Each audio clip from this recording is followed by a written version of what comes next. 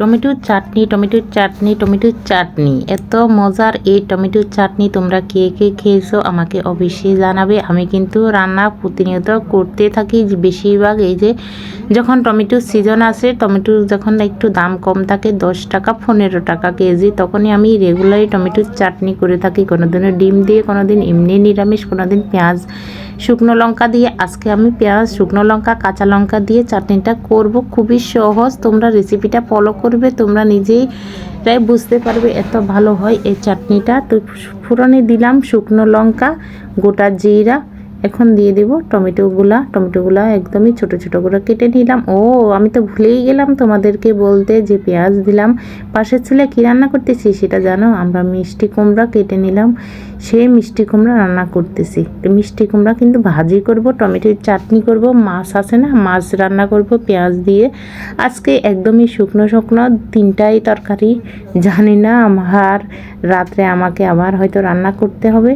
যেদিন একটু তরকারি কম হবে সেদিন কিন্তু আবার রাত্রে রান্না করা লাগে। তো ওই দিলাম এখানে কাঁচা লঙ্কা, আর ব্যাস কী করব, এখন পরিমাণ মতন লবণ দিয়ে দিলাম।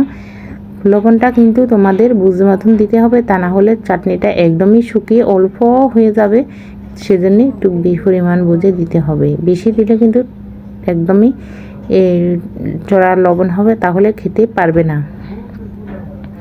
দেখো একদমই অল্প একটু হয়ে গেছে।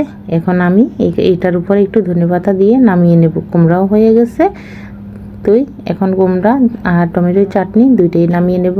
দেখো দুইটা চুলা হলে কত শর্টকাট রান্না হয়ে যায়, কোনো মানে দেরি হয় না, তাড়াতাড়ি রান্নাগুলো হয়ে যায়। তো আমি অলসতার কারণে একটা চুলাই বেশিরভাগ রান্না করি, আর যেহেতু ভিডিও করি সেজন্য বেশিরভাগই একটা চুলাই রান্না করি। যাই হোক, আজকে যেহেতু কাটাকুটা সবই রেডি হয়ে গেছে সেজন্য দুইটা চুলাই বসিয়ে দিলাম। এখন মিষ্টি কুমড়া নিয়ে নিলাম, এখন টমেটোর চাটনিটা নিয়ে নিতেছি। তো বন্ধুরা, আমার আজকের খুবই সাধারণ এই টমেটোর চাটনি তোমাদের কেমন লাগলো অবশ্যই জানাবে। আর ভালো লাগলে কী করতে হবে জানোই তো, কাকুলি রানী কিচেন ফলো করে দেবে, আর লাইক কমেন্ট শেয়ার করে দেবে। তো আজকের মতন ভিডিওটি এই পর্যন্ত, সবাই ভালো থাকো, টাটা। এখানে ট্যাংরা মাছ ছাড়ছড়ি কে কে খাবে চলে এসো আমার বাসায়। আমি থাকি ঢাকায়, সখী